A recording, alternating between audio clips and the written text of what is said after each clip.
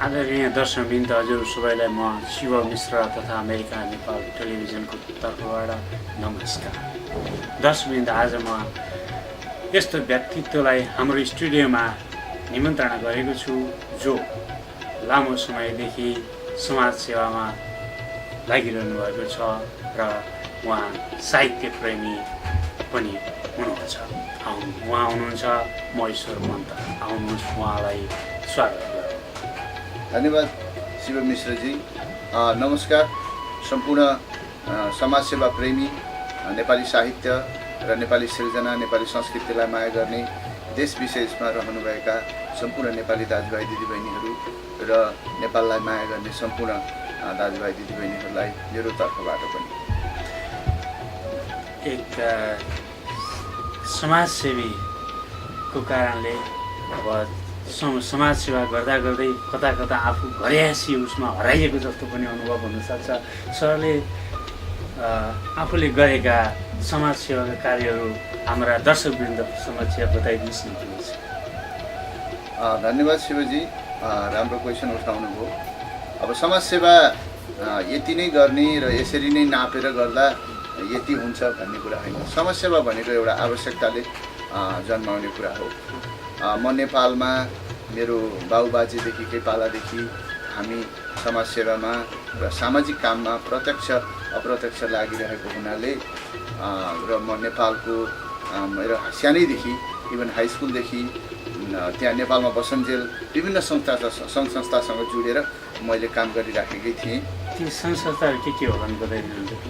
तिनीहरू चाहिँ अब सबैभन्दा पहिला म पर्वत ग्रिन न्युज सोसाइटीमा आबद्ध भएर ग्रिन पर्वत, साक्षरता पर्वत र अन्य चौतारी खानेपानीका कामहरू गरिए र अरू सानोतिनो सामाजिक सेवा र महिला अवेरनेस सम्बन्धी कामहरू, ती कामहरू छँदैछन्। त्यसमा सबैभन्दा ठुलो कुरा म 1996मा लायनबागमा प्रवेश गरेँ। लायन्स क्लब इन्टरनेसनलको मेम्बर भएको कारणले 96मा म लमजुङ लायन्स क्लबबाट एज अ टेल ट्विस्टर, जति बेला हरिशङ्कर निरौला त्यहाँको डिस्ट्रिक्ट गभर्नर हुनुहुन्थ्यो, 325 भनिन्थ्यो त्यसलाई, त्यहाँदेखि मैले सुरु गरेँ। सरले चाहिँ लायन्स क्लब नेपालमा भन्नुभयो, यो अलिकति सबै हाम्रा दर्शकवृन्दहरूलाई लायन्सको बारेमा के हो भनेर चाहिँ बताइदिनु न। लायन्स क्लब एउटा अन्तर्राष्ट्रिय क्लब हो। झन्डै 100 वर्ष अगाडि, अब लायनिजमको इतिहास अब 100 वर्षमा आउन थालिसकेको छ र मेल्भिन जोन्सले खोल्नुभएको एउटा क्लब थियो, जसलाई यति लामो वर्षसम्म मेम्बरसिपको आइडियाले र अन्तर्राष्ट्रिय आइडिया पैदा गरेर यति लामो समयसम्म ल्याइयो र यसको हेड अफिस इलिनोइस सिकागो ओक ब्रिकमा छ। त्यसको ठाउँ त्यो हो र त्यहाँ धेरै ठुलो अफिस छ। यो क्लबदेखि डिस्ट्रिक्टदेखि जोनदेखि रिजनदेखि इन्टरनेसनल, डिस्ट्रिक्ट अनि त्यसपछि इन्टरनेसनल हुँदै इन्टरनेसनल प्रेसिडेन्टसम्म यसको पदीय आचरण पुगेको छ र सबैभन्दा पहिला जुनसुकै नेचुरल डिसास्टर, ह्युमेनिटेरियन डिसास्टर र पिपुल निड्समा लायन्स क्लब पहिलो संस्था हुन्छ जो त्यहाँ पुगेर जनताहरूलाई सहयोग गरेको छ। सुनामी त्यसदेखि लिएर सारा पाकिस्तानको अर्थक्वेक, त्यसपछि इन्डियामा हुने डिसास्टर, नेपालमा जाने पहिरोहरूमा हरेक कुरामा लायन्स क्लब पहिला अगाडि भएर काम गर्छ। अब नेपालमा जाने पहिरोको कुरो गर्दाखेरि अस्ति भर्खरै मात्र चाहिँ हाम्रो पश्चिमी नेपालमा चाहिँ बाढी पीडित भयो। अब त्यसलाई राहत के हाम्रो हिमालयन लायन्स क्लबबाट कुनै राहत स्रोतहरू सङ्कलन गरिएको छ त्यहाँ उद्धारको लागि? हिमालय लायन्स क्लबबाट व्यक्तिगत रूपमा हिमालय लायन्स क्लबले त्यहाँनिर गरेको छैन अहिले। अब यो समय पनि भयो, जति बेला प्रेसिडेन्ट छान्ने र पुरानो प्रेसिडेन्ट जाने, नयाँ प्रेसिडेन्ट आउने। तर नेपालको लायन्स क्लब डिस्ट्रिक्ट 325, नेपालको Lions club district 325A, 325B, अहिले 325C पनि भइसकेको छ। यो अवस्थामा त्यहाँका हरेक लायन्स क्लबहरूले त्यसलाई सहयोग गरेका छन्। र तपाईँलाई एउटा कुरो भनिहालौँ, र यस्तो बाढी पहिरोको कुनै पनि भइपरि आउने खर्चको लागि एउटा डिस्ट्रिक्टको लागि $10,000 तुरुन्तै निकासा गर्छ लायन्स क्लब इन्टरनेसनलले। गभर्नरले चिठी लेखेको आधारमा एउटा न्युजको टुक्रा राखिदिएपछि अर्थक्वेक होस्, पानी होस्, बाढी पहिरो होस्, हिमालय के अरे लायन्स क्लब इन्टरनेसनलले तुरुन्तै रेस्पोन्स गर्छ। यो अवश्य भएको छ र त्यहाँका नेपालका लायन्सहरूले गरेका छन् र हामीले पनि थप अझै हाम्रो सेप्टेम्बरमा मिटिङ हुन्छ, त्यस विषयमा हामीले सल्लाह गर्छौँ। अब लायन्समा यहाँ चाहिँ हिमालयन लायन्स क्लब बोस्टन च्याप्टरको संस्थापक अध्यक्ष पनि हुनुहुन्छ र यहाँ अध्यक्ष पद पुरा गरिसकेपछि त्यसपछिका स्टेजहरूको पहलमा यहाँले कस्तो पहल गर्दै हुनुहुन्छ? त्योभन्दा माथि जानको लागि केही सोचिरहनु भएको छ अथवा छैन, बताइदिनुहुन्छ कि प्लिज? अवश्य, थ्याङ्क यू। लायन्स क्लबको मेम्बर 1996 मा भएँ। त्यसपछि 98 मा लायन्स क्लबको पर्वतको चार्टर प्रेसिडेन्ट भएँ। दुई काल काम गरेँ मैले, चार्टर प्रेसिडेन्टको काल प्लस अर्को काल। त्यसपछि अमेरिकामा फेरि लायन्स क्लब मिलिसको मेम्बरको रूपमा ट्रान्सफर भएँ। फेरि हिमालय लायन्स क्लबको चार्टर प्रेसिडेन्ट भएँ। त्यो अब आवश्यकताले क्रिएसन गर्ने पदहरू रह्यो। प्रेसिडेन्ट भइसकेपछि डिस्ट्रिक्टले, हाम्रो यो म्यासाचुसेट्सको डिस्ट्रिक्ट 33K हो र डिस्ट्रिक्ट 33K ले मलाई आवश्यकता अनुसार माथि लान्छ र अघिल्लो पटक म डिस्ट्रिक्ट मेम्बर थिएँ। डिस्ट्रिक्ट म कल्चरल प्रोग्राम डाइरेक्टर भन्छ त्यसलाई, त्यो मलाई दिनुभएको थियो गभर्नर म्याथ्यूले। अब अहिले नयाँ गभर्नर आउँदै हुनुहुन्छ, अब भइसक्नु भएको छ, पल हो उहाँ। पलले मलाई अब कुन पदमा राख्नुहुन्छ, अनि त्यसपछि जोनमा जान्छौँ हामी, रिजनमा जान्छौँ, त्यसपछि गएर भाइस डिस्ट्रिक्ट गभर्नर अथवा डिस्ट्रिक्ट सेक्रेटरीमा जान्छौँ। डिस्ट्रिक्ट सेक्रेटरी ट्रेजरर एउटै मान्छे हुनेछ भन्छ यहाँ। त्यसपछि भाइस गभर्नर जान्छौँ, त्यसपछि गभर्नर जान्छौँ, त्यसपछि इन्टरनेसनल मल्टिपल डिस्ट्रिक्ट गभर्नर जान्छौँ, त्यसपछि इन्टरनेसनल डाइरेक्टर जान्छौँ, त्यसपछि इन्टरनेसनल प्रेसिडेन्टको लागि नेपाल आउँछ। यसरी गर्ने हो, समय परिस्थितिले दिँदा त्यहाँसम्म पनि पुगियो। हामी सबैको माझमा एउटा कौतूहलको प्रश्न बसिरहेको छ। हजुर, यहाँ जो हिमालयन लायन्स क्लब यहाँले चाहिँ खोल्नुभयो, यो चाहिँ कता कता जिबिएनसीको प्यारलल जिबिएनसीमा अलिकति नहटाउनु भएको, अलिकति जिबिएनसीबाट रिसाउनु भएको हेतुले खोलिएको हो भनेर भनिन्छ, त्यसलाई प्रश्न पारिदिनुहोस् न। अब त्यो त अवश्य होइन। ग्रेटर बोस्टन नेप्लिज कम्युनिटी भनेको 22-23 वर्षदेखि नेपाली जनमानसमा यो न्यू इङ्ल्यान्ड एरियामै भनौँ, त्यसमा पनि अझ बोस्टनमा यत्रो धेरै 15-20 हजार पपुलेसनको रिप्रेजेन्ट गर्ने एउटा संस्था हो र त्यसमा म मेम्बर पनि थिएँ, अहिले चाहिँ छैन। र भनौँ अब साधारण सदस्य त सबै नै नेपाली साधारण सदस्य हुन् जिबिएनसीका भन्ने हामीले पनि भनिन्छ। रह्यो कुरा जिबिएनसी र हिमालय लायन्स क्लबको कुनै पर्सनल अथवा राम्रो रिलेसन त सधैँ छ, त्यसमा नराम्रो रिलेसन छैन। जति बेला म ग्रेटर बोस्टन कम्युनिटीको पनि सदस्य थिएँ र ममा लायनवाद यति धेरै नै भिजिसकेको छ, आज 18, 19, 20 वर्ष भइसक्यो म लायन जोमा लागेको। त्यसले गर्दा म बिना लायन्स मेम्बर बस्न नसक्ने हुनाले मैले केही साथीहरूलाई प्रस्ताव राखेँ। तर त्यसमा जिबिएनसीकै साथीहरू पनि हुनुहुन्छ। यसमा दुईटाको काम अति भिन्न छ र यो एउटा इन्टरनेसनल अर्गनाइजेसन हो, जिबिएनसी एउटा हाम्रो लोकल संस्था हो र जिबिएनसीमा कतिपय कुराहरू अब पछि क्वेसनमा आए म बताउँला। जिबिएनसीमा कतिपय कुराहरू गराउनु पर्ने, मिलाउनु पर्ने, सचाउनु पर्ने कुराहरू पनि छन् र लायन्स क्लबमा पनि छन्, लायन्स क्लब इन्टरनेसनलमा पनि छन्। सधैँ करेक्सनको जरुरी पर्छ, जसलाई पनि सधैँ मान्छेले सिकिराखेको हुन्छ। त्यसकारणले यहाँ बसेर हामीले आफ्नो देशबाट टाढा आफ्नो मातृभूमि र आफ्नो माया ममताहरूलाई त्यहाँ छोडेर र आधी जिन्दगी हामी यहाँ बाँचेका छौँ। हामीले आधी जिन्दगी त नेपालमा छोडेर आएका छौँ। त्यहाँको माया ममता, सपना विपना हरेक कुरामा, हाम्रा कविताहरूमा, हाम्रा लेखहरूमा त्यहाँको माया ममता झल्किन्छ। अर्को कुरा फेरि यहाँका संस्थामा ल्याएर त्यही कुरो हामीले ठक्क राख्ने कोसिस गरेका छौँ र हामी अलिकति अपुरो जस्तो पनि हुन्छौँ। त्यस्ता यी संस्थाहरूले हामीलाई पुरा गराउँछन्।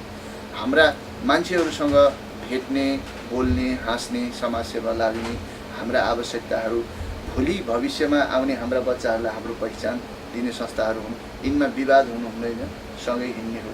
र साथीहरूलाई क्लियर के हुनु पर्यो, छोटो कुरा क्लियर के हुनु पर्यो भने हिमालय लायन्स क्लब आफैमा लायन्स क्लब इन्टरनेसनलको एउटा मेम्बर हो, सबैलाई वेलकम छ।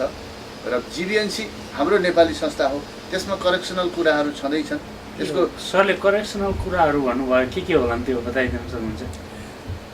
त्यसमा अब शिवजी के छ भने पहिला पनि हामीले अलिकति त्यहाँ म मेम्बर हुँदाखेरिमा पनि मैले के भनेको भने यो पुरानो बाइलज 22 वर्ष पहिला लेखिएको बाइलजहरू छ, यसलाई अलिकति नयाँ बाइलज बनाऊ भन्दा साथीहरूले मान्नुभयो र नयाँ बाइलज कमिटीमा म पनि बसेँ।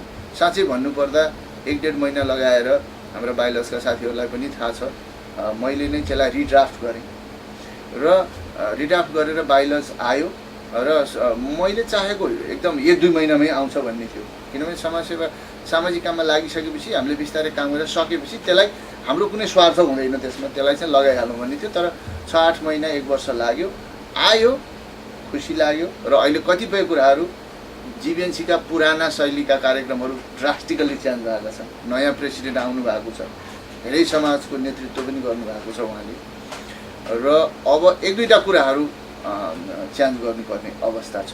त्यो मैले पहिला पनि भनेको हुँ। र नयाँ नेतृत्व आउने बेलामा सम्पूर्ण हाम्रो कम्युनिटीलाई एउटा खुसी पारेर नयाँ नेतृत्व आइनुपर्छ। अहिले आउने नयाँ नेतृत्वले अब बाइलज अनुसार 2 वर्षलाई काम गर्दैछ र त्यसपछि आउने नेतृत्व अब के होस्, एटलिस्ट सबै नेपालीहरूलाई म जिबिएनसी हुँ भनेर एउटा कागजको टुक्रा समातेर दिस इज माई मेम्बरसिप, यो मेरो मेम्बरसिप हो, म जिबिएनसीको रिप्रेजेन्ट गर्छु भन्ने किसिम बनाउन पाइयो भने र भोलि निर्वाचन समिति गराएर नयाँ कमिटीलाई गराउन पाइयो भन्ने त्यो चाहना बाइलजमा छ। र हाम्रो साथीहरूले बिस्तारै ल्याउँदै हुनुहुन्छ, ल्याउनुहुन्न भनेको होइन, मैले ल्याउँदै हुनुहुन्छ, टाइम लाग्छ। अबको प्रेसिडेन्टले केही गरेर छोड्नुहुन्छ, फेरि अर्को प्रेसिडेन्ट, सामाजिक काम हो, त्यस कारणले त्यस प्रश्नको लागि पनि तपाईँलाई धन्यवाद। यो कुरो क्लियर पनि गर्नुपर्ने थियो। यहाँ भर्खरै मात्र हामीको माझ जन्मिएको संस्था जसलाई हामी पशुपतिनाथ बौद्ध फाउन्डेसन अफ न्यु इङ्ल्यान्ड भनेर भन्छौँ, यो संस्थाको यहाँ चाहिँ महासचिव हुनुहुन्छ। धन्यवाद तपाईँलाई महासचिव गर्नुभएकोमा। र अब महासचिवको तर्फबाट यहाँले यो संस्थालाई कसरी लिड गर्ने, कसरी अघि बढाउने कुराहरू यहाँले सोच्नुभएको छ, प्रश्न पारिदिनुहोस् न। अवश्य नेपालमा हाम्रो संस्कार, संस्कृति, कल्चर, बुद्ध, हिन्दू, इभन अरू कल्चरका मान्छेहरू पनि नेपालमा हुनुहुन्छ र हामी त्यहाँको काम गर्दा गर्दै हलो छोडेर, जुवा छोडेर, घाँस काट्दै छोडेर, पढाउँदै छोडेर हामी पटक्क उठेर यहाँ आयौँ। अमेरिका यस्तो ठाउँ हो जहाँ आइसकेपछि फर्केर जान धेरैलाई मन लाग्यो, सुविधा भएको ठाउँ। तर तपाईँले सधैँ आफ्नो पहिचान खोज्नुहुन्छ, म को र तपाईँ यहाँ हुनुहुन्छ कि हुनुहुन्न भन्ने कुरो यहाँको समाजले पनि जान्नु पऱ्यो, यहाँको गभर्मेन्ट बडीले जान्नु पऱ्यो, यहाँको लोकल बडीले पनि जान्नु पऱ्यो। हु दे आर, तिनीहरू को हुन् त होइन भन्ने हिसाबले नेपाली हौँ हामी। गौतम बुद्ध जन्मेको ठाउँका मान्छे हौँ र गौतम बुद्ध नेपालमा जन्मेका हुन् र हामी पशुपतिनाथका मान्छे हौँ र जहाँ त्यति ठुलो धार्मिक स्थल पशुपतिनाथ छ, त्यसपछि गएर हामी सगरमाथाका देशका मान्छे हौँ भन्ने कुरो पहिचान गराउन पनि पशुपति बुद्धनाथ फाउन्डेसनको आवश्यकता थियो। र अर्को कुरा, हाम्रो आफ्नै धर्म मान्ने ठाउँ, हाम्रो आफ्नै कल्चर मान्ने ठाउँ हामीलाई चाहिने हुनाले पशुपति बुद्ध फाउन्डेसन जन्मने आवश्यकता थियो।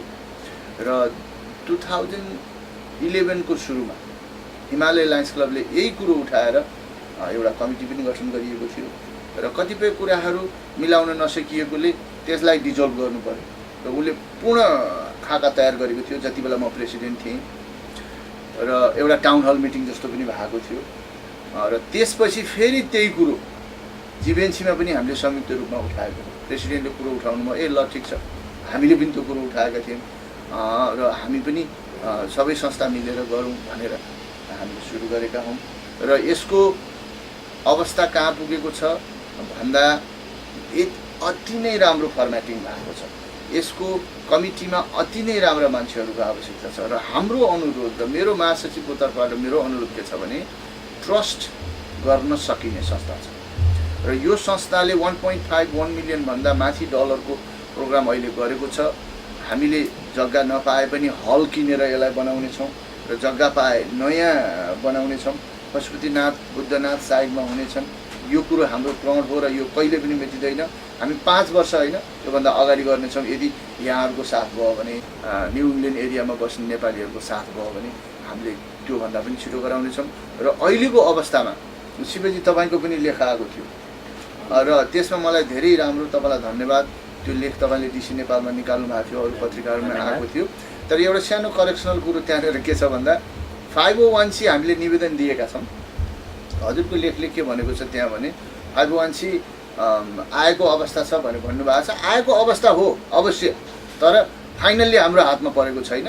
अर्को एउटा हामीलाई अब यो आर्थिक सम्बन्धी कुरोहरू पठाउने भनेर सरलाई एकैछिन यहाँ रोकेर आदरणीय दर्शकवृन्द, मैले फाउन्डेसनको बारेमा एउटा सानो लेख लेखेको थिएँ। त्यो विभिन्न ब्लग पत्र पत्रिकामा प्रकाशित भइसकेका छन्। करेक्सनको लागि त्यो हामीसँग 501C को रिसिप्ट प्राप्त भएको हो। हामीसँग 501C सकेको अवस्था छ, त्यसको लागि क्षमा चाहन्छु। सर कन्टिन्यू गर्न सक्नुहुन्छ? Thank you. ठिक छ, तपाईँले लेख्नु भएको थियो त्यो के छ भने राम्रैकै लागि लेख्नु भएको हुनाले त्यसलाई राम्रै मानौँ र एटलिस्ट चाहिँ हाम्रो न्यू इङ्ल्यान्ड एरियामा र अन्तर्राष्ट्रिय क्षेत्रबाट हामीलाई पशुपति बुद्ध फाउन्डेसनलाई हेरिरहने दर्शकहरूलाई, दाजुभाइ दिदीबहिनीहरूलाई म के अनुरोध गर्छु भने यसमा आइसकेको भन्दा पनि यसमा दोस्रो पत्र पनि आइसक्यो। हामी नम्बर 1 मै परेका छौँ र हामी केही महिनाभित्रै प्राप्त गर्दछौँ र एउटा अध्यक्ष र कोषाध्यक्षले सिग्नेचर गर्नुपर्ने अर्को एउटा कागज पठाउनु भएको छ फेडरलको मान्छेले। त्यसको अर्थ हामी पूर्ण रूपमा एप्रुभ छौँ। र मेरो मुख्य भनाइ के भने अब ट्रस्ट र नट्रस्ट, अब 1.5 मिलियन र हजारौँ डलर दिने कुरामा ट्रस्ट र नट्रस्टको कुरा गर्नुभन्दा पनि र विवादको कुरा उठाउनुभन्दा पनि अहिले कुनै निर्विवाद रूपमा यहाँका सम्पूर्ण संस्था, तमु समाज, Greater Boston Nepalese community, Lions Club, सुसेली, तपाईँको मगर समाज, तपाईँको गुरुङ तमु समाज, सम्पूर्ण समाजहरू, इभन अब अहिले शेरचन गौचनहरूको पनि समाज आएको छ। सम्पूर्ण समाजहरू, न्यू इङ्ल्यान्ड एरियाका केनेटिकेटको संस्था, त्यहाँ थापाजी हुनुहुन्छ, के अरे हाम्रो न्यू ह्याम्पसायरको संस्था थापाजी हुनुहुन्छ, केनेटिकेटको संस्था हाम्रो घनश्यामजी हुनुहुन्छ। हामी सबै साथीहरू मिली पनि सकेका छौँ। अति नै राम्रो कोषाध्यक्षहरू, 4 जना कोषाध्यक्ष, 5 जना कोषाध्यक्ष, अति राम्रो टिम छ। यसमा चार्टर एकाउन्टेन्ट हुनुहुन्छ, एकाउन्टेन्ट हुनुहुन्छ, त्यसपछि भुवन गुरुङ एउटा यो एरियामा धेरै पहिलादेखि बसेर काम गर्नुभएको एउटा हुनुहुन्छ। त्यसमा सफ्टवेयरको व्यवस्था गरिएको छ। महिनामा पैसा दिनुहोस्, 6 महिनामा पैसा दिनुहोस्, हामीले त्यसलाई ट्र्याक गर्नेछौँ। बोलिदिनुहोस्। र मेरो अनुरोध के छ भने अब सबैजना साथीहरू हाम्रो तर्फबाट यति दिन सक्छौँ भनेर बोलिदिनुहोस्। आजको आजै दिनु पर्दैन, महिनावारी 6 महिना स्केड्युल गरिदिनुहोस्। र 29 तारिखमा हाम्रो मिटिङ छ। त्यो मिटिङले विशेष गरी के गर्नेछ शिवजी भने त्यो मिटिङको विशेष व्यवस्था के हो भने मानव तपाईँले 10,000 दिनुभयो भने तपाईँको त्यो बिल्डिङमा स्थान के छ, तपाईँलाई ताम्रपत्रमा नाम लेख्ने हो कि तपाईँको गोल्डेन पत्रमा नाम लेख्ने हो कि भित्तामा तपाईँको नाम जान्छ कि, त्यो विशेष मिटिङ हो। त्यसमा कोही साथी आउनुहोला र मेरो बुवा आमाको फोटोसहित म भित्तामा राख्छु, मलाई दाहिनेत्रको भित्तामा देऊ, अथवा मलाई यो पुरै कोठो मेरो नाममा देऊ। किनभने हामीसँग विभिन्न अफिसियल कोठाहरू हुन्छन्, हामीसँग हल हुन्छ, हामीसँग टेम्पल, 2 साइडमा 2टा टेम्पल हुन्छ। त्यो डिसिजन हामीले त्यो दिन गरिन्छ। प्लस अनि अरू कार्य समिति, अरू साना टुक्राहरू पनि बन्ने साना टुक्राहरू भन्नाले किन विभिन्न छुट्टी सहरहरूका शाखा कमिटीहरू खोल्ने हो कि अथवा के हो? हजुरले भन्नुभयो यो सङ्घ संस्था भन्नाले कस्तो किसिमका संस्थाहरू खोलिनेछन्? के सहरहरूमा छुट्टी सहरहरूमा त्यहाँको सब कमिटीहरू भन्नु खोज्नुभएको हो कि के हो, बताइदिनु प्लिज। हो, तपाईँले भन्नुभयो पशुपति बुद्ध फाउन्डेसन दर्ता भइसकेपछि केन्द्रीय समितिमा बस्ने मान्छेहरूले नै यत्रो न्यू इङ्ल्यान्ड भरि एउटै पहल गरेर एकैचोटि फन्ड रेज सुरु गरेर केन्द्रीकरण मात्रै गर्नुभन्दा पनि यसलाई खास कन्सेप्ट के हो भने विकेन्द्रीकरणको कन्सेप्ट हो। जस्तो तपाईँ जुन टाउनमा बस्नुहुन्छ तपाईँले त्यो ठाउँमा पैसा उठाउने र के को लागि उठाइएको हो त्यहाँका मान्छेलाई जानकारी दिने र फन्डको युटिलाइज कसरी हुन्छ त्यो जानकारी दिने र तपाईँकै अध्यक्षतामा अथवा तपाईँहरूको साथीहरूको अध्यक्षतामा एउटा पशुपति बुद्ध फाउन्डेसनको प्रतिनिधित्व गर्ने संस्था गठन भइदियो भने केन्द्रीय समितिले fund management, site management, building बनाउने, कन्स्ट्रक्सन म्यानेजमेन्ट कामहरू गर्न नै बढी हुन्थ्यो भन्ने हेतुले नोरुड मेट्रो वेस्ट भन्ने उदाहरण स्वरूप साह्रै नै प्रभावशाली साथीहरूको लाई राखेर संस्था बनाइएको छ। र 29 तारिकको मिटिङको अर्को विशेषता के छ भन्दाखेरिमा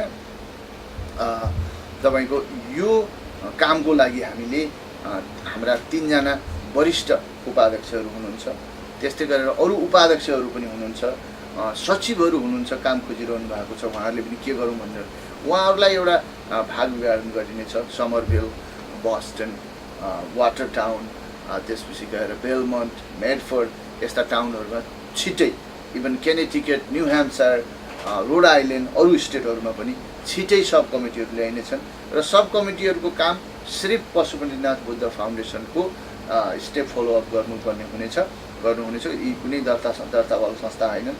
पशुपति बुद्ध फाउन्डेसनको बाइलज अन्तर्गत सब कमिटीहरू बनाउन पाइनेछ भन्ने जुन क्लज छ त्यही क्लजलाई प्रयोग गरेर हामीले बनाउँदैछौँ। यसले काम गर्न धेरै सजिलो हुनेछ र साथीहरूलाई त्यही अनुरोध छ कि संस्था, ग्रुप जसरी जुन कमिटीबाट आए पनि फन्डको एक पेनीको हिसाब रहनेछ। मैले भनिहालेँ त्यसको राम्रो ट्रेजरर ग्रुप छ, कोषाध्यक्ष ग्रुप छ। त्यस्तै प्रशासनिक काम गर्नलाई हामी 3 जना महासचिव छौँ, 4 जना सचिवहरू छौँ, त्यसपछि गएर अध्यक्ष र चेयरपर्सन पनि हुनुहुन्छ, वरिष्ठ उपाध्यक्षहरू हुनुहुन्छ र समाजमा एकदमै राम्रो ख्याति र राम्रो पोजिटिभ काम गरेका साथीहरू हुनुहुन्छ। त्यस कारणले मलाई जहाँसम्म लाग्छ यहाँनिर कसैले डाउट गर्नुपर्ने र मेरो पैसा कहाँ जाला भन्नुपर्ने अवस्था छ। यहाँ मलाई चाहिँ एउटा यो फन्ड राइजिङ सम्बन्धी जान मन लाग्यो र यहाँ अब लायन्स क्लबको पूर्व अध्यक्ष र यहाँले चाहिँ अब अर्को स्टेप चाल्दै सायद लायन्स क्लबबाट जोनतिर जाँदै हुनुहुन्छ र हजुरलाई चाहिँ त्यहाँभन्दा माथिका लेभलका मान्छेहरूसँग बसेर कुरा गर्नलाई सजिलो पनि भयो। त्यो कारणले जस्तो इन्टरनेसनल लायन्सले नेपालमा धेरै लगानी गरेको छ, सरलाई पनि थाहा होला। आँखा आई क्याम्पहरू चलाइरहेका छन्, राष्ट्रिय खोप अभियान चलाए, हस्पिटलहरू बनिरहेका छन्। त्यो अवस्थामा सहरको पहलमा चाहिँ हामीले चाहिँ एउटा कम्युनिटी भवन बनाउन लागेका छौँ। त्यसको लागि हामीलाई चाहिँ अलिकति आर्थिक सहयोग चाहियो भनेर लायन्सलाई चाहिँ तपाईँले एउटा अनुरोध गर्नुभयो भने पक्कै पनि उहाँहरूले हेल्प गर्नुहुन्छ होला। त्यो बारेमा तपाईँले के सोचिरहनु भएको छ? तपाईँबाट कस्तो प्रयास हुँदैछ? धेरै राम्रो प्रश्न हो। पहिला पनि हामीले के भनेका थियौँ भन्दाखेरिमा हाम्रो अहिले नयाँ प्रेसिडेन्ट हुनुहुन्छ विष्णु कार्कीजी, उहाँ आउने बेलामा पनि हामीले यो कुरो उठाएका थियौँ। लायन्स क्लब आफैमा 501c अर्गनाइजेसन हो र लायन्स क्लब इन्टरनेसनलका आफ्नै नियम छन्। आँखा विशेष आँखामा जोड दिन्छ, किनभने साइट फर्स्ट भन्ने प्रोग्राम छ। सबैभन्दा पहिला मान्छेले केही गर्नको लागि देख्नुपर्छ र देख्नको लागि आँखा राम्रो हुनुपर्छ। त्यस कारण लायन्स क्लबले साइट फर्स्ट प्रोग्राम गरेको छ। त्यस्तै गरेर खोप प्रोग्रामहरू, क्याटेटहरूको अपरेसन गर्ने कार्यक्रमहरू छन् र लायन्स क्लब इन्टरनेसनलसँगै पुग्दाखेरिमा हामीले प्रोजेक्ट बनाएर जानुपर्ने हुन्छ र प्रोजेक्ट बनाएर जाँदाखेरिमा एउटा टाई प्रोग्राम भन्ने हुन्छ। एउटा कुनै पनि संस्थासँग तपाईँले टाई गर्नुभयो र $50,000 उठाउनु भयो भने यदि लायन्स क्लब इन्टरनेसनलबाट एप्रुभ भयो भने त्यो $50,000 म्याचिङ फन्ड भनेर इन्टरनेसनलले दिनुपर्ने आवश्यकता हुन्छ। त्यसको लागि विशेषज्ञसँग कुरा गर्नुपर्छ। रह्यो कुरा हाम्रा यहाँका डिस्ट्रिक्ट 33K लगायत डिस्ट्रिक्ट 33J, H जति पनि म्यासाचुसेट्समा 6-7वटा स्टेट छन्, डिस्ट्रिक्ट छन्, ती डिस्ट्रिक्टहरूभित्र कुरा चलाउने हाम्रो कुरो छँदैछ। र अर्को एउटा ठुलो मिसन के हुनसक्छ भने यदि हामीले अहिलेको नयाँ फेसबुक, अहिलेको नयाँ गुगल का कार्यक्रमहरू अहिलेको नयाँ वेबसाइट सम्बन्धी प्रोग्रामहरू यदि चलाउन सक्यौँ भने लियो लायन्स तपाईँको र वुमन लायन्सहरू गरेर झन्डै तपाईँको 2.3 अथवा 2 मिलियनभन्दा बढी तपाईँका मेम्बरहरू छन्। यदि सबैले $1 दिए भने पनि इमेजिन तपाईँको विचार गर्न सकिन्छ तपाईँ कति पैसा उठ्छ भने। त्यो मिसन छँदैछ। तर पशुपति फाउन्डेसनको अहिलेको जुन मिसन छ नेपालीले नै आफ्नो एउटा परिचय हुने आफ्नो नेपालको एउटा प्रतिनिधित्व गर्ने भवन र मन्दिर बन्ने हुनाले मलाई जहाँसम्म लाग्छ सिधै इन्टरनेसनलबाट प्रोजेक्ट पास गरेर ल्याउनु भन्दा पनि व्यक्तिगत रूपमा अरू लायन्सहरूबाट डिस्ट्रिक्टबाट सहयोग लिने प्रोग्राममा चाहिँ म अवश्य पनि अगाडि कुरा गर्नेछु र गरि पनि राखेको छु। र अस्ति वासिङटन डिसीमा एम्बेसडरको निम्तोमा हाम्रा नेपाली राजदूतको निम्तोमा हामी गएका थियौँ। एउटा पोइमको कार्यक्रम थियो, नेपाली हामीले कविताको गोष्ठी जस्तो गर्नुभएको थियो, त्यहाँ पनि मैले कुरो राखेको छु। अस्ति हाम्रो प्रेसिडेन्ट एएनएमा जानुभएको थियो पशुपति बुद्ध फाउन्डेसनकै, त्यसमा पनि उहाँले कुरो राख्नु भएको छ। उहाँले एउटा पशुपति बुद्ध फाउन्डेसनमै प्रतिनिधित्व गरौँ, त्यसमा धेरैलाई थाहा छ र यस मिसनलाई हामीले विभिन्न तरिकाले सल्भ गर्नेछौँ। धन्यवाद यहाँको आशयको लागि। र मलाई अब तपाईँको साहित्य जुन अति नै यहाँको मिठास शब्दहरू यहाँको गायन क्षेत्रलाई समेटिएको छ, त्यतापट्टि जानु मन लाग्यो।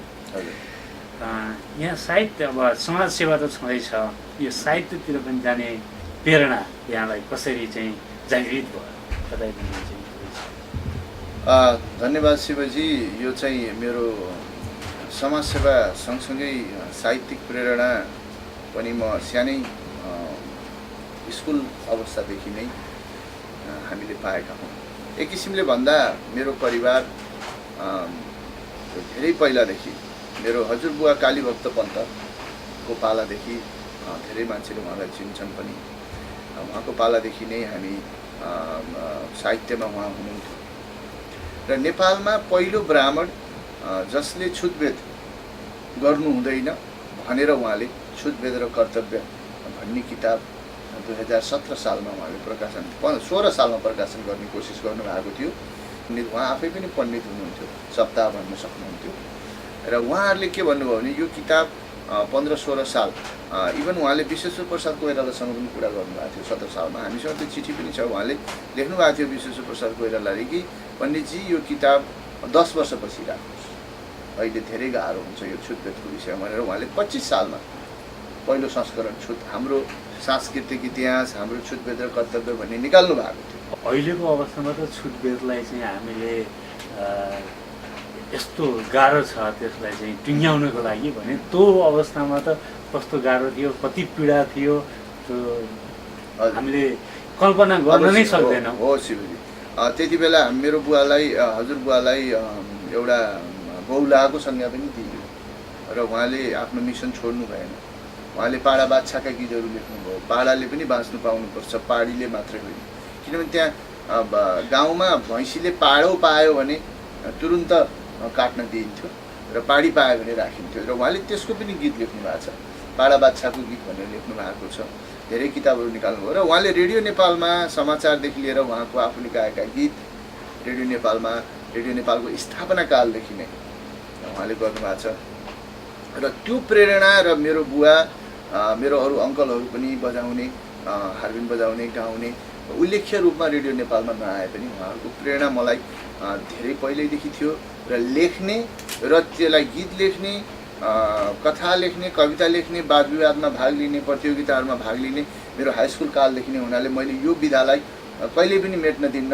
इभन गाउने र म रङ्गमञ्चमा पनि काम गर्ने मेरो थियो। अब धेरैतिर हात भयो, त्यो त रङ्गमञ्च मैले 1-2टा नाटकपछि पुरै छोडेँ र नेपालमा मास्टर डिग्री पढ्ने बेलासम्म, बिजनेसमा लाग्नु बेलासम्म पनि मैले गीत लेख्ने र म आफैले सङ्गीत गरेर सुनाउने। कस्ता कस्ता गीतहरू लेख्नु भयो एकपल्ट बताइदिनुहोस्। अब मैले गीतहरू त अब धेरै लेखियो शिव सर, तर प्रकाशित भएरको रूपमा मैले भन्नुहुन्छ भने मैले पहिलो झजलको प्रकाशित भएको कृति एउटा झझलको भयो, त्यसपछि मलाई अर्को बिर्सनेको यादमा ती मेरा गीती एल्बम हुन् जसमा मैले आफैले सङ्गीत गरेको छु। झझलकोमा मेरै रचनाहरू छन्, विभिन्न गायकले गाउनु भएको छ, नेपालका राष्ट्रिय गायकहरू। त्यसमा झझलकोमा मैले आफैले पनि 2टा गीत राखेको छु। त्यो मेरो साहित्यिक यात्रा त्यहाँबाट सुरु भएपछि म छोटो त्यहाँ आइपुग्छु। त्यहाँबाट सुरु भएपछि म अमेरिका आएपछि मेरो 5-7 वर्ष धेरै ग्याप भएपछि किन ग्याप भयो होला? अनि झझलको आएको किन भयो भन्दा त्यहाँबाट अमेरिका आइयो। अमेरिकामा नयाँ चिजको खोजीमा आइयो, नयाँ एजुकेसन, अनि केटाकेटीलाई बच्चालाई पनि राम्रो। अब नेपालको राजनीतिक अवस्था त्यस्तै थियो, खास केटाकेटीहरूलाई पनि एउटा नयाँ एजुकेसन, एउटा शिक्षा दिउँ भन्ने हिसाबले आइयो र 5-7 वर्षसम्म यहाँको खोजीमै भौतारियो। आफ्नो लाइफलाई एउटा 2 खुट्टा उभ्याएर राख्ने ठाउँको खोजीमा नै हाम्रो 2000 देखि तपाईको 2006-07 सम्म म त्यहाँ पुगेँ। 6-7बाट अनि बल्ल फेरि नयाँ साथीहरूको जमघट, नयाँ साथीहरूको भेटघाट सुरु हुन थालेपछि ग्रेटर बस्टन नेपालिज कम्युनिटी, त्यसपछि अन्य संस्थाहरूले हाम्रा सांस्कृतिक कार्यक्रमहरू राख्न थालेपछि अनि अलि जाउजाउकेर मैले यो 9वटा गीतको एल्बम झझलको निकालेँ। त्यसमा म आफैले पनि 2टा गाना गाएको छु। यो झझलकोबाट एउटा गाना गाइदिनु सक्नुहुन्छ? मैले आफैले गाएको। हजुर। अब झझलकोमा 2टा गाना छ मेरो। अब त्यस्तो ठुलै एउटा अलिकति ख्याति प्राप्त, सबैले मन पराउने, पराएका मेरो पहिलो रेकर्डिङ पनि हो। यो दाइले राम्रो म्युजिक एरेन्ज गर्नु भएकोले यो गीत मैले अरूलाई दिन पनि मन लागेन, म आफैले, र मेरो पहिलो रेकर्डिङ गीत पनि हो। म सुनाउँछु है त छोटो। मलाई याद मात्रै दी नजाऊ मेरी मायालु, मलाई याद मात्रै दी नजाऊ मेरी मायालु, चिरेर छाती भित्र, चिरेर छाती भित्र लिएर जाऊ मायालु, मलाई याद मात्रै दी नजाऊ मेरी मायालु। कस्तो सुन्दर, कति मिठो स्वर। 2 हरफ गर्दाखेरि त यस्तो मिठो पुरै गीत, त्यो गीतिमाला नै गर्नुभयो भने कस्तो होला। र सरलाई फेरि मेरो अर्को अनुरोध, यो बिर्सनेको यादमा यसको बारेमा केही बताइदिनुहोस् न। बिर्सनेको यादमा पनि हाम्रो एउटा साङ्गीतिक यात्रा नै हो। जति बेला गीत, कविता, गजल लेखिँदै गइएको थियो, रचना र मेरै आठवटै मेरा कम्पोजमा उहाँले डुएट पनि गाउनु भएको छ, उहाँले सिङ्गल पनि गाउनु भएको छ। धेरै राम्रो एल्बम छ बिर्सनेको यादमा। अरविन्द केसीको बिर्सनेको यादमा भन्ने हो। यो मेरो दोस्रो एल्बम हो र मेरो पहिलो अनुभव पनि हो। कसैको लागि मैले आफैले बसेर एल्बम बनाएको यो पहिलो पनि हो। र यस्तै अब यात्राकै क्रममा अरू साथीहरूको पनि मैले अहिले गर्छु। कसैले गजल पोस्टिङ गर्नुहुन्छ, महेश्वरजी यसलाई कम्पोज गरिदिनुहोस् भने। मेरो मेन उद्देश्य के छ भने नेपाली संस्कृति संसारको जुनसुकै कुनामा भए पनि यहाँ पनि त्यही परिवेशमा हाम्रा बच्चाले पनि नेपाली गीतकै कन्सर्ट गरून् र त्यसलाई नबिर्सुन् भन्ने मेरो मेन धारणा। र गीत तपाईँले दिनुहोस्, अरूले दिनुहोस्, मेरो मुख्य टार्गेट अहिले भन्नुहुन्छ भने तपाईँको नयाँ नयाँ मिठा मिठा स्वरहरू यो हाम्रो परिवेशमा ल्याउने, नेपाली श्रोताहरूलाई गीतहरू। तपाईँ कवितालाई पनि कम्पोज गर्न सक्नुहुन्छ, कवितालाई पनि गाउन सकिन्छ, गुनगुनाउन पनि सकिन्छ, गीत लाई सकिन्छ, गजल लाई सकिन्छ। र कति किसिमका स्वर होला नि त संसार, तपाईँ इमेजिन गर्नुहुन्छ। आज यत्रा गीतहरू लेखिएका छन् र त्यसलाई गाइएका छन्, रिपिट भएका छैन। जस्तै मान्छेका अनुहारहरू संसारमा कति होला नि त, कहिल्यै रिपिट भएका छैन। होला नि, यथा कहिले काहीँ हिन्दी गीतसँग तपाईँको गीत मिल्ला, झझलको लाग्न सक्ला। तैपनि यो लेखन, सङ्गीत, साहित्य, कविताको यो यात्रा मेरो तर्फबाट निरन्तर रहि नै रहनेछ। र जुन गजलको कृति म सरलाई चाहिँ रोकेर एकपल्ट यो बिर्सनेको यादमा सबै धेरै साहित्यकारहरूले पनि मन पराउनु भएको टुक्रा पढेर सुनाउनको लागि अनुरोध गर्छु। बिर्सनेको यादमा भन्दा पनि जुन शिवजी मैले त्यहाँनिर एउटा इच्छा के जाहेर गरेँ भन्दा बिर्सनेको यादमा भन्दा जुन गजल मैले निकालेको थिएँ हराएको मान्छे, एक त भन्ने गरिन्छ आफ्नो देश, आफ्नो मातृभूमि, आफ्नो माटो, आफ्नो प्रकृति छोडेर आधी जीवन त्यहाँ बिताएर आधी जीवन अर्को देशमा जाँदा जुन हुने खल्लोपन छ त्यसमा सबै कवि बन्छ। अनि त्यसपछि मान्छेले गुनगुनाउन सुरु गर्छन् भन्छन्। म चाहिँ त्यहाँ नेपालदेखि नै गरेँ तापनि केही वर्ष हराएँ, तर केही वर्ष हराए म यहाँ भए पनि मैले एकदमै उ गर्नेछु। कुन्ती मुक्तानले मलाई भन्नुभएको थियो म त नेपाल फर्किआएँ भन्ने एउटा गीत मैले आफूले लेखेर कम्पोज गरेको थिएँ। त्यो गीत कुन्ती मुक्तानले गाउने बेला भन्नुभएको थियो भाइ तपाईँले त ठ्याक्कै आफूलाई मिल्ने किसिमको गीत ल्याउनु भएछ, नेपाल पनि फर्केर आउनुभयो, टेम्पोररी हो कि भनेर हुन त टेम्पोररी हो, तर मैले ल्याएँ।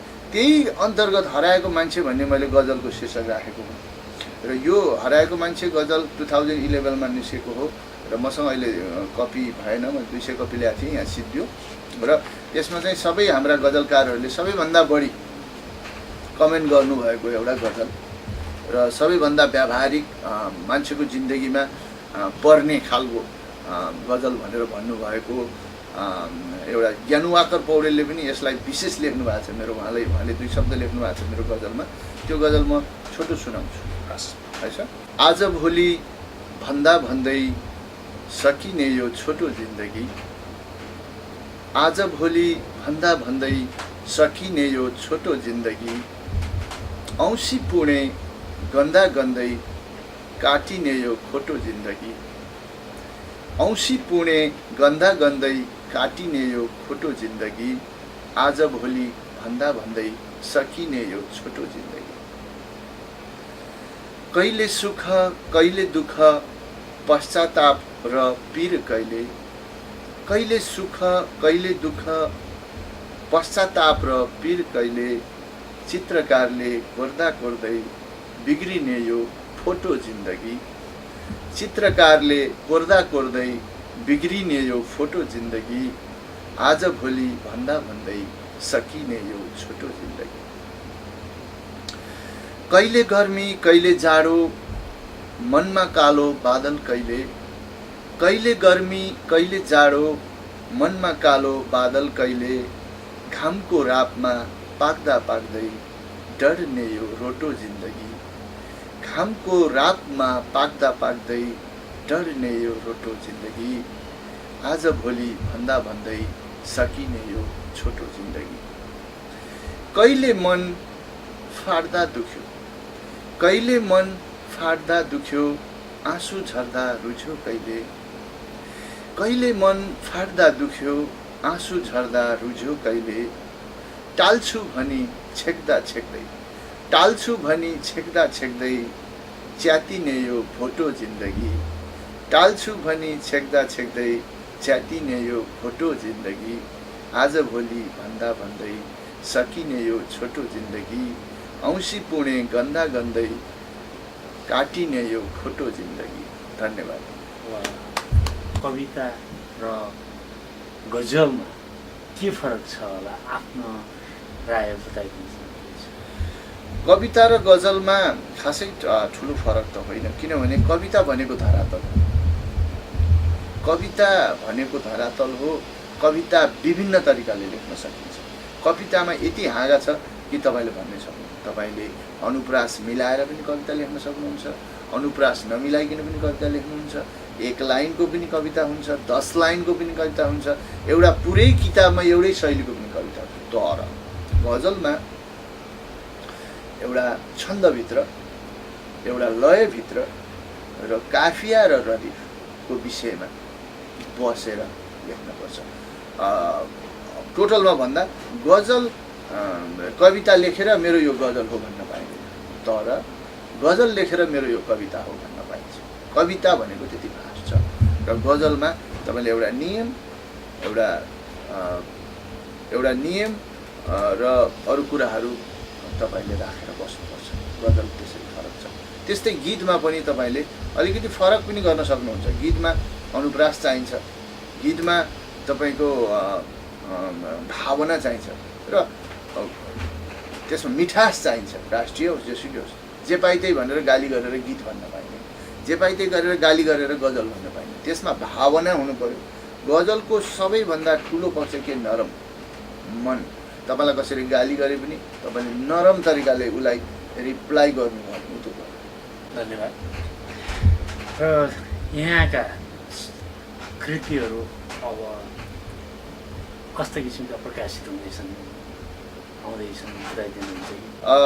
अहिले अब कृतिहरूमा सबैभन्दा त मेरो एउटै चाहना के छ भने अब सङ्गीतकारको रूपमा मैले भन्नुभन्दा पनि श्रोताहरूले मलाई सङ्गीतकार, रचनाकार, गजलकारको रूपमा चिन्ने बेला आउँदैछ र मैले धेरै मान्छेलाई चिनाउने पनि छु। अलमोस्ट चिनिसक्नु भएको छ, भएकोलाई पनि धन्यवाद।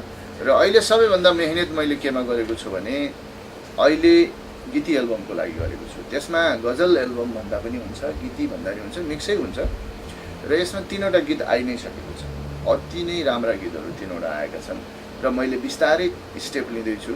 हुनसक्छ 2013 को अन्तिमसम्ममा मैले 6वटा 7वटा गीतको नेपाली आँखालाई, नेपाली कानलाई पनि आनन्द मिल्ने, आँखालाई पनि भिडियो हुनाले र कानलाई पनि त्यसमा सङ्गीत मिठो, शब्द मिठो हुनाले मेरै सङ्गीत मेरै शब्दको एउटा एल्बम चाहिँ अति नै राम्रो आधुनिक एल्बम, जसमा तराई क्षेत्रको कव्वाली, तपाईँको यो हाम्रो पुरानो ऋषिमुनि पालाको तपाईँको छमछम पाउजु बजाउँदै किसिमका मधुबनवाला गीतहरू, त्यस्तै गरेर गजल आधुनिक गीतहरू। त्यसबाट कुनै एउटा गीत 2 हरफ पढ्न सक्नुहुन्छ होला, भन्न सक्नुहुन्छ होला, याद छ?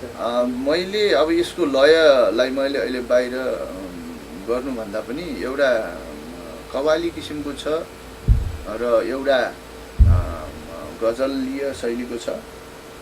त्यसको 2 हरफ माथिल्लो के छ भने मेरो नाममा कोरेको पत्र पढेर धेरै रोएँ, मेरो नाममा कोरेको पत्र पढेर धेरै रोएँ, निष्ठुरी तिमीले दिएको घाउ पोलेर धेरै रोएँ भन्ने गीत छ। त्यसको त्यो गजल हो। त्यसलाई नरेन्द्र प्यासीले गाउनु भएको छ। आदरणीय दर्शकबिन, उहाँको अर्को गीती एल्बम निस्कँदैछ, प्रतीक्षा गर्नु होला। पक्कै पनि धेरै राम्रो हुनुपर्छ। अनि यो सिर्जना उत्सव जुन छ र अस्ति तुलसी दिवस पनि गरियो, त्यसको बारेमा केही बताइदिनुहुन्छ?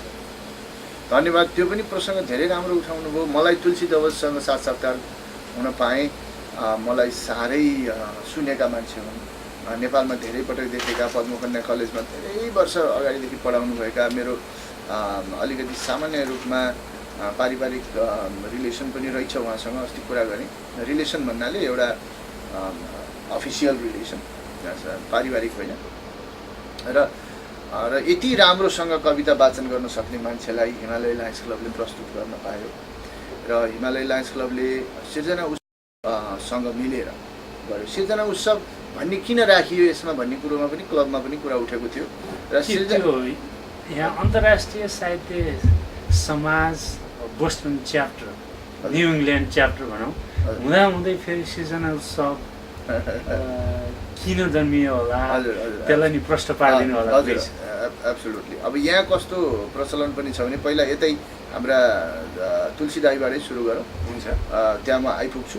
र तुलसी दाईलाई के भयो भने सिर्जना उत्सव भनेर हामीले 15-16 जना। अब तपाईँलाई साँचो भन्नुपर्दा कुरो के छ भने पहिला पनि हामीले शनिबार बसेर सिर्जना उत्सव गर्थ्यौँ।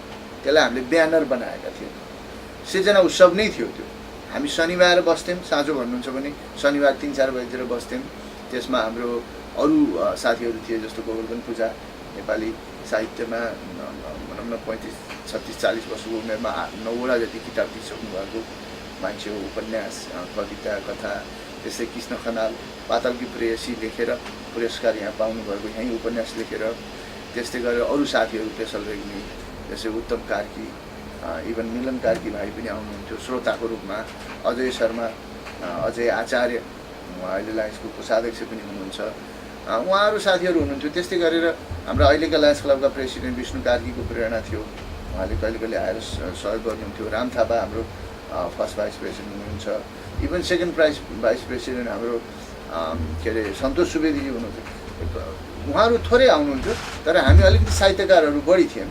त्यसमा म गोवर्धन पूजा, कृष्ण खनाल देखि लिएर हाम्रो अर्को एकजना पौडेल साथी हुनुहुन्थ्यो। त्यो हामीहरू यसरी बसेर गर्दा गर्दै सिर्जना बढाउँदा त्यस्ता कामहरू भएको र त्यसमा चाहिँ सिर्जना उत्सव पछि गएर के भयो भने त्यो शनिबारको प्रोग्राम हाम्रो क्यान्सल भएपछि हामीले के गर्यौँ, अब 15-16जना मान्छेहरू बढियो।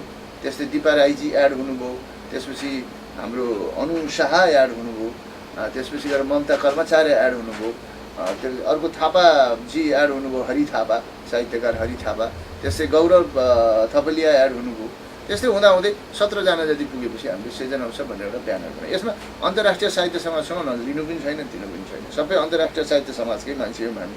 अनेशासकको म पनि अनेशासकै मान्छे हो।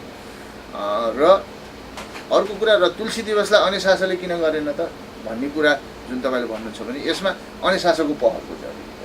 अनेशासलाई पहल गरेर सिर्जना उत्सवले लायन्स क्लबमा हाम्रो आफ्नै नेपाली संस्कृति संरक्षण समिति भन्ने छ, त्यसमा गोवर्धन पूजा त्यसको कोअर्डिनेटर हुनुहुन्छ र म पनि लायन्स क्लबको पास्ट प्रेसिडेन्टको कारणले म पनि छु त्यहाँ, होइन। त्यस्तै भन्दा जीवनसेन हामीले काम गऱ्यौँ, अनेशासमा पनि काम गऱ्यौँ, सबै गऱ्यौँ, तर हामीले लिएर अनेशासलाई बोलाएर दिने होइन।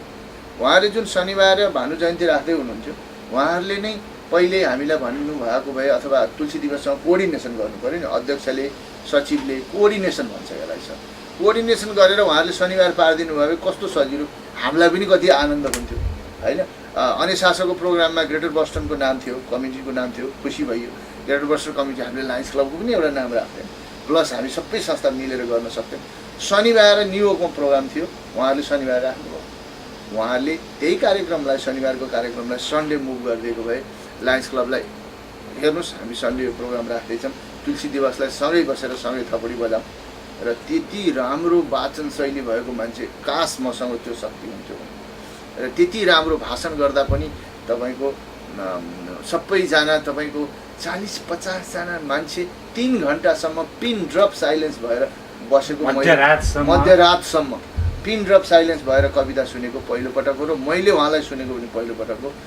म त कृतज्ञ छु र यो प्रोग्रामको लागि लायन्स क्लबलाई, सिर्जना उत्सवलाई, सबैलाई, अनेशासको साथीहरू नै आउनु भएको छ, हामी आफै पनि अनेशासको साथी हो। र त्यसमा विवादको कुरा भन्दा पनि उहाँले अलिकति पहल गर्नुभएको भए अनेशासले गरेको पनि तपाईँको लायन्स क्लबले आबद्ध भएर हामी सबैले मनाउन सक्छौँ। अब हामी करिब कार्यक्रमको अन्तिममा आइपुगेका छौँ र सायद मैले सुन्न बिर्सेका र हजुरलाई भन्न उत्सुकता जागिरहेका कुराहरू केही भन्नुहुन्छ कि महेश्वरजी? धन्यवाद शिवजी, धन्यवाद यहाँहरूलाई पनि। यो अमेरिका नेपाल टेलिभिजनको कार्यक्रममा यहाँले बोलाउनुभयो शिवजी, पर्सनल्ली तपाईँलाई पनि र अमेरिका नेपाल टेलिभिजनलाई र अमेरिका नेपाल टेलिभिजन हेर्ने सम्पूर्ण दर्शकहरूलाई सबैलाई मेरो धन्यवाद। र मलाई आफू म के हुँ, म के गर्छु भन्दा पनि अरूले मलाई यसले के गर्छ भन्ने चिनिदिनु मलाई त्यो लाग्छ। र म जहिले पनि फेसबुक मार्फत, अनलाइन मार्फत, व्यक्तिगत रूपमा मेरो सृजना सिडी, तपाईँको एल्बमहरू, गीत, कविता, कथाहरू अब भविष्यमा आउने सबै मेरा कृतिहरू मार्फत यहाँहरू माझ आइ नै रहनेछु। र यहाँहरूले मलाई सधैँ माया गरिदिनु भयो भने त्योभन्दा ठुलो समाजसेवा गर्ने मान्छेलाई, साहित्य सिर्जना गर्ने मान्छेलाई, नेपाली यो अमेरिका जस्तो पातालमा, हामी अहिले पातालमा छौँ, अमेरिका जस्तो पातालमा बसेर नेपाली संस्कृति, नेपाली भाषा, नेपाली भेष, नेपाली भूषालाई संरक्षण गर्ने एउटा सानो जमर्को गरेका छन्। यो सानो हो मेरो तर्फबाट, हामी साथीभाइहरूको तर्फबाट।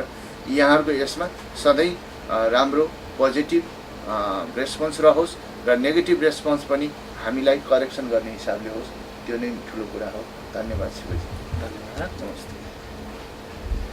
यहाँलाई धेरै धेरै धन्यवाद। यहाँको अमूल्य समय हामीलाई दिएर हाम्रो दर्शक समक्ष, टेलिभिजन समक्ष आफ्ना राय राखिदिनु भयो। आदरणीय दर्शकवृन्द, हजुरहरूलाई आजको कार्यक्रम कस्तो लाग्यो कृपया mistrasiva@gmail.com मा लेखी पठाउनु होला र अर्को हप्ता अर्को प्रस्तुतिमा उपस्थित हुने बाचा गर्दै आजलाई म शिव मिश्र र क्यामेराम्यान अर्जुन केसीलाई बिदा दिनुहोस्। नमस्कार।